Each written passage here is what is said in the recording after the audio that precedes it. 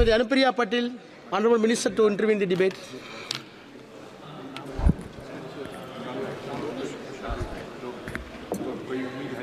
धन्यवाद सभापति महोदय।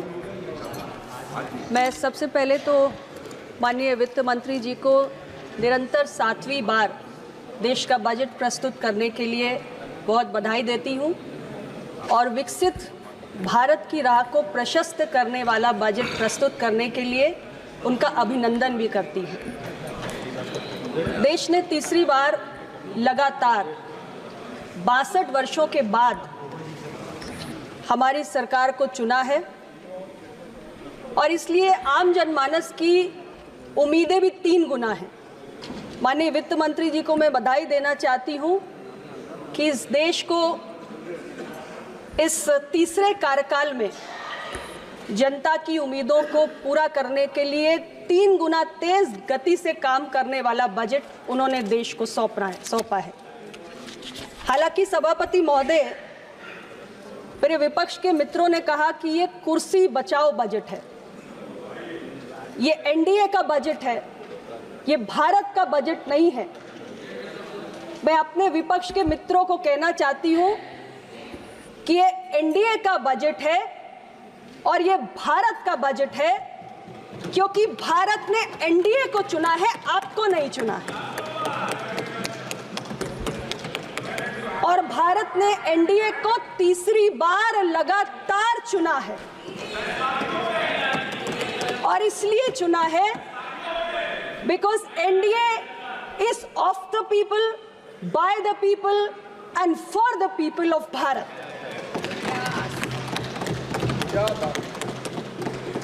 और मैं जानती हूं कि आप इस बात से सदमे में हैं। आपने बहुत सारी अफवाहें फैलाई, बहुत सारा भ्रम फैलाया, लेकिन फिर भी तीसरी बार देश ने मोदी जी के नेतृत्व पर ही मोहर लगाई है और एनडीए को ही चुना है। तो अब आप ये मान लो कि एनडीए का बजट भारत का बजट है। और जो आप बार बार एनडीए सरकार के कोलैप्स होने के सपने देखते रहते हो, या आपके मुंगेरी लाल के हसीन सपने कभी पूरे नहीं होने जा रहे।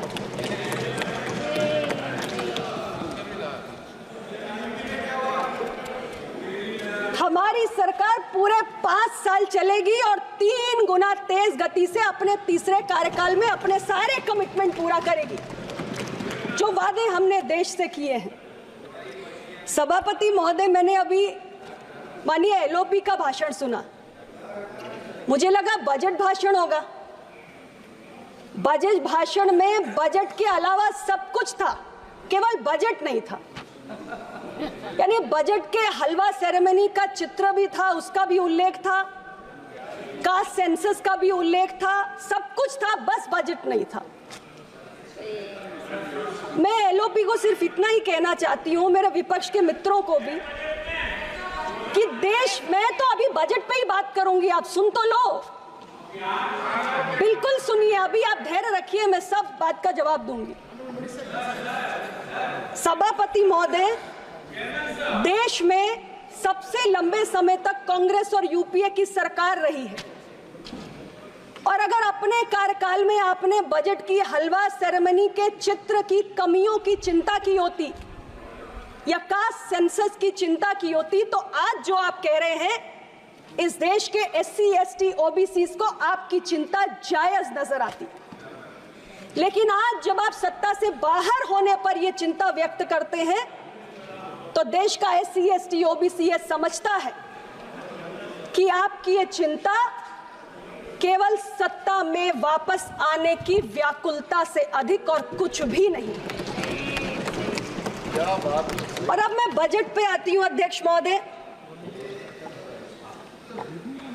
हमारी सरकार ने देश के किसान, देश के युवा, देश की महिला, देश के गरीब, देश के मिडिल क्लास, इन सबको अपनी प्राथमिकता में रखा है। मैं बात अगर कृषि की करूं, हमारी सरकार ने 1.52 लाख करोड़ का प्रावधान किया है और कुछ महत्वपूर्ण बातें, जलवायु परिवर्तन आज देश और दुनिया के लिए एक बहुत बड़ी चुनौती है और ऐसी परिस्थिति में हमें टिकाऊ कृषि की जरूरत है। और इसलिए हमारी सरकार ने 109 किस्म की नई किस्मों को लाने की बात की है जो प्रतिकूल मौसम की परिघटनाओं का सामना कर सकती हैं और कृषि को टिकाऊ बना सकती हैं। और इसके साथ ही नेचुरल फार्मिंग, प्राकृतिक खेती। आज ये वर्तमान समय की और आने वाले भविष्य की जरूरत है कि हम प्राकृतिक खेती को बढ़ावा दें, मिट्टी की सेहत का ख्याल करें और देशवासियों की सेहत का भी ख्याल करें।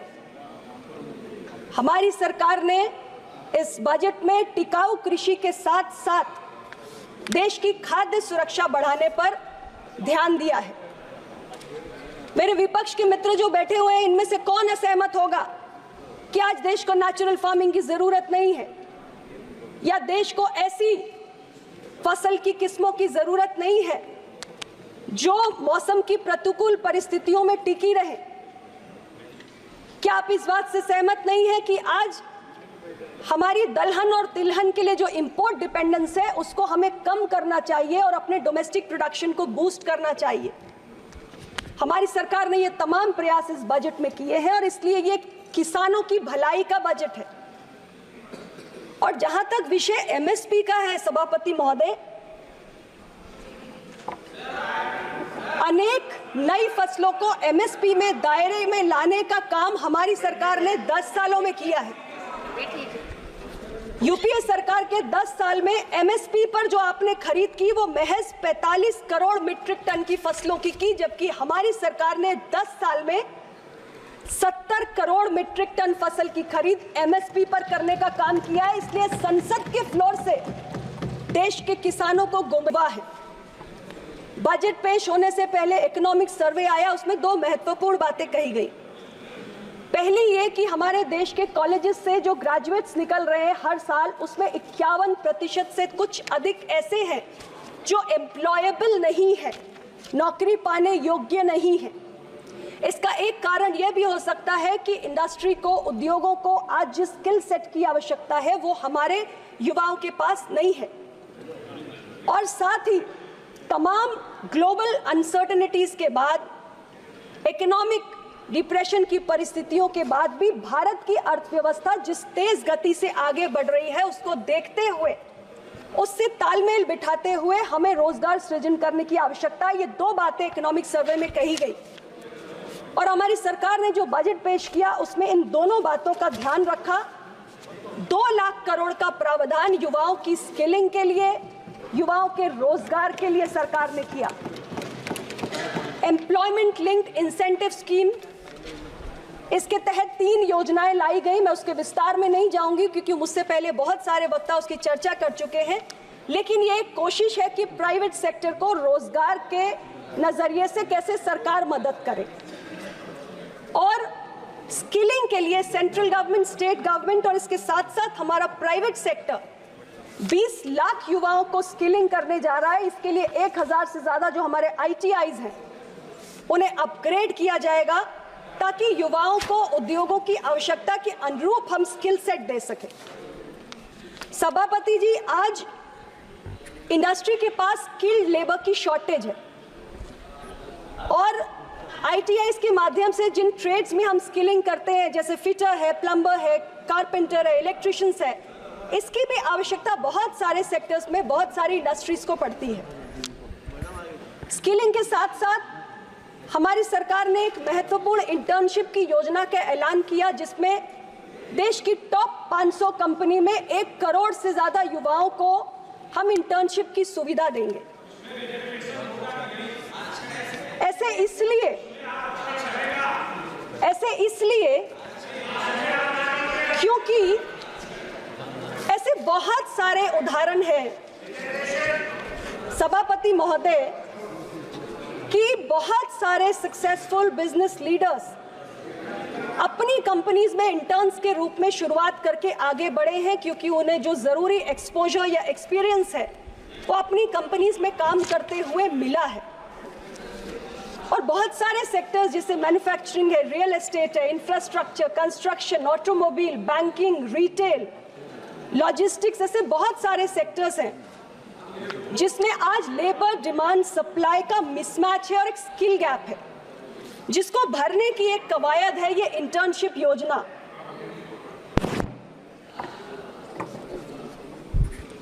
और इसलिए हमारे विपक्ष के मित्रों को भी इसमें कोई आपत्ति नहीं होनी चाहिए कि टॉप 500 कंपनीज में इंटर्नशिप के अवसर देश के युवाओं को मिले। और अब मैं जिक्र करना चाहूंगी पूर्वोदय योजना का।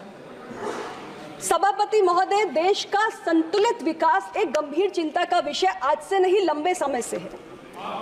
हमारी सरकार ने देश के समग्र, संतुलित, सर्वस्पर्शी विकास पर सदैव बल दिया है। पूर्वोदय योजना के तहत जो हमारे देश के पूर्वी हिस्से में 5 राज्य हैं, बिहार, झारखंड, वेस्ट बंगाल, उड़ीसा, आंध्र, पिछड़े राज्य हैं, विकास की मुख्य धारा से वंचित हैं, और हमारी सरकार ने इन राज्यों की इस योजना के माध्यम से चिंता की है जो पूर्ववर्ती सरकारों ने नहीं की। ये दुर्भाग्यपूर्ण है। हाँ, ये जरूर है कि इसमें हमारी सरकार ने 5 राज्यों की चिंता की, लेकिन 2 राज्यों को लेकर, बिहार और आंध्र प्रदेश, इसको लेकर हमारे विपक्ष के साथी थोड़ा उत्तेजित भी हुए। उन्होंने कहा कि इनकी थाली में तो बहुत कुछ आ गया, बाकी को तो कुछ मिला नहीं, जबकि इस योजना में 5 राज्य लाभान्वित किए जा रहे हैं। अध्यक्ष महोदय, क्या आंध्र प्रदेश और बिहार देश का हिस्सा नहीं है? ये सवाल मैं विपक्ष के साथियों से पूछना चाहूंगी।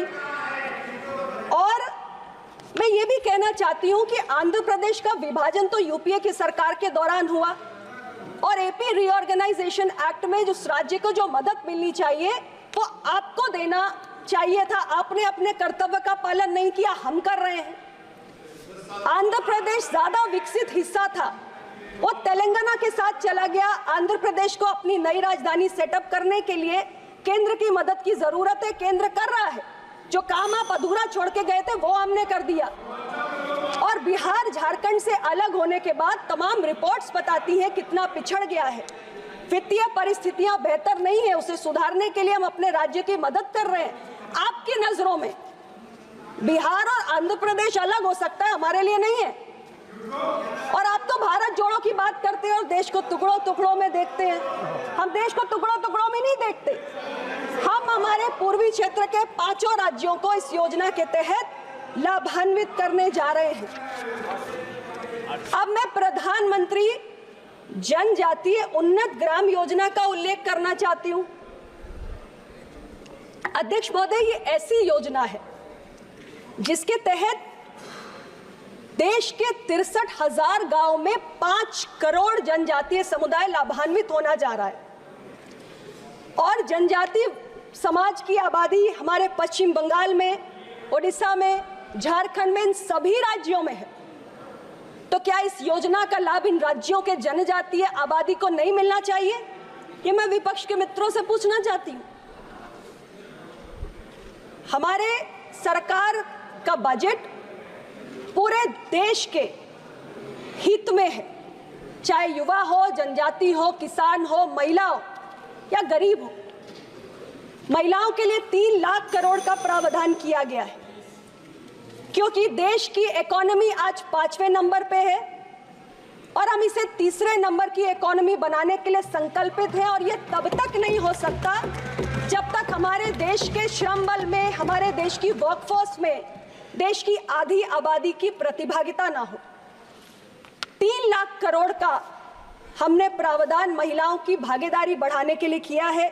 महिलाओं के लिए working women hostel, crash, property खरीद के नाम पे स्टैंप शुल्क को कम करना, ऐसे तमाम प्रयास किए गए हैं। और हमारे 10 वर्षों के कार्यकाल में भी वुमेन लेड डेवलपमेंट, इस थीम पर हमारी सरकार ने काम किया है। और तमाम ऐसी हमारी योजनाएं हैं जो महिलाओं को केंद्रित करके ही बनाई गई, चाहे शौचालय का निर्माण हो, चाहे उज्ज्वला गैस का कनेक्शन हो, चाहे जल जीवन मिशन हो। ऐसी बहुत सारी योजनाओं ने महिलाओं के जीवन में क्रांतिकारी बदलाव किया है और हमारे सारे प्रयास उसी के कंटिन्यूएशन में हैं। हमारी सरकार ने इस बजट के माध्यम से तय किया है कि 25,000 ऐसी नई ग्रामीण बसावटें हैं जिनको प्रधानमंत्री ग्रामीण सड़क योजना के तहत संपर्क मार्ग से जोड़ने का काम हम करेंगे। गरीबों को उनका आशियाना मिले, इसकी चिंता लगातार तीसरे कार्यकाल में भी बनी हुई है। 3 करोड़ नए आवास, 1 करोड़ शहरी क्षेत्र में और 2 करोड़ ग्रामीण क्षेत्र में हमारी सरकार ने बनाने का संकल्प लिया है। अध्यक्ष महोदय, यहां तक कि जो कामगार हैं उनके लिए भी PPP मोड पर हम किराए के घर का प्रावधान कर रहे हैं। यानी गरीब की चिंता भी इस बजट में स्पष्ट रूप से माननीय वित्त मंत्री जी ने की है। और इसके साथ 25 करोड़ गरीबों को हम अगर गरीबी रेखा से बाहर निकल के लाए हैं तो इसीलिए संभव हुआ है क्योंकि हमने गरीबी मिटाने के प्रयास पूरी ईमानदारी से किए हैं। जो आप नहीं कर पाए, आप गरीबी हटाओ का नारा देते रहे, लेकिन आपके आंकड़ों में गरीब कभी भी गरीबी से बाहर नहीं निकल पाए। लेकिन महज 10 वर्षों में हमने 25 करोड़ गरीबों को गरीबी रेखा के बाहर निकाला, मल्टी डायमेंशनल पॉवर्टी से बाहर निकाल के दिखा दिया। और 5 साल बाद और बड़े हुए आंकड़े लेकर इसी पार्लियामेंट में आपके सामने आएंगे। अध्यक्ष महोदय, प्लीज कंक्लूड। एक और बात, 2030 तक 60 करोड़ के लगभग, आंकड़ा ऊपर नीचे भी हो सकता है, देशवासी जिस तरीके से ग्रामीण क्षेत्रों से हमारे शहरों में जा रहे हैं, बस रहे हैं, ये बसेंगे बड़ी संख्या में और जीडीपी में आज इनका कंट्रीब्यूशन 66% है। विकसित भारत बनाना है तो हमारे शहरी आबादी का और भी ज्यादा कंट्रीब्यूशन जीडीपी में बढ़ेगा, 80% से भी अधिक हो सकता है। इसलिए जरूरी है कि हम अपने शहरों का उचित विकास करें, उनको ग्रोथ हब्स बनाएं और इसके लिए भी 30 लाख से अधिक आबादी के 100 ऐसे शहरों को वित्त मंत्री जी ने जो तमाम आधुनिक सुविधाएं हैं, चाहे जल आपूर्ति की हो, सीवेज ट्रीटमेंट को हो, सॉलिड वेस्ट मैनेजमेंट की हो, इसको बढ़ावा देने की बात माननीय वित्त मंत्री जी ने की है। इसके साथ ही जो हमारा लास्ट बात है मेरी, जो हेल्थ सेक्टर का बजट है, पिछली बार से 12.9% बढ़कर अब 90,958 करोड़ हो चुका है। 7,000 करोड़ की इसमें वृद्धि हुई है। कैंसर के मरीजों के लिए, क्योंकि इसकी संख्या हर वर्ष लगभग 2.5% बढ़ रही है, पिछले वर्ष भी हमने 15 लाख के करीब कैंसर केसेस देखे और oral cancer, lung cancer, breast cancer, ovarian cancer ये काफ़ी तेज़ी से देश में बढ़ा है। इसके लिए हमने कैंसर के मरीजों को भी बजट में सौगात दी है और 3 ऐसी दवाएं हैं जिस पे कस्टम ड्यूटी को घटाकर उसके दाम हमने कम किए हैं ताकि सस्ता और सुलभ इलाज देश की जनता को उपलब्ध हो सके। तो मैं, बातें बहुत सी है लेकिन समय कम है, इसलिए मैं इतना ही कहना चाहती हूँ। माननीय सभापति महोदय, माननीय वित्त मंत्री जी ने देश को आत्मनिर्भर बनाने का, देश को तीसरे नंबर की अर्थव्यवस्था बनाने का और देश को विकसित भारत 2047 बनाने का एक रोड मैप प्रस्तुत किया है और इसके लिए मैं उनको धन्यवाद देती हूँ। उत्तर प्रदेश को इस बजट की एक योजना का लाभ मिलने जा रहा है। आप चिंता मत करिए, आपने उत्तर प्रदेश की चिंता कभी नहीं की है, इसीलिए आप सत्ता से बाहर है। उत्तर प्रदेश की चिंता मंत्री जी ने